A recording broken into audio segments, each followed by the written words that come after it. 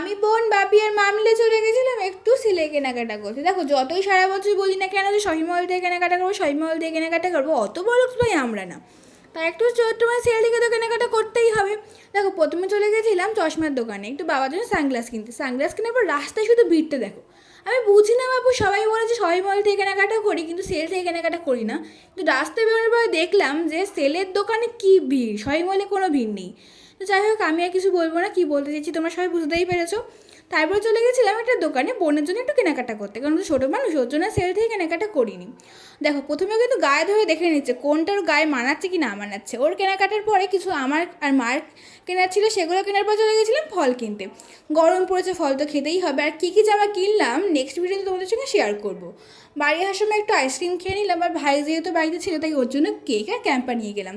তো ভিডিওটা কেমন হচ্ছে জানিও। আজকের মতো টাটা, লাইক কমেন্ট শেয়ার করতে ভুলো না কিন্তু।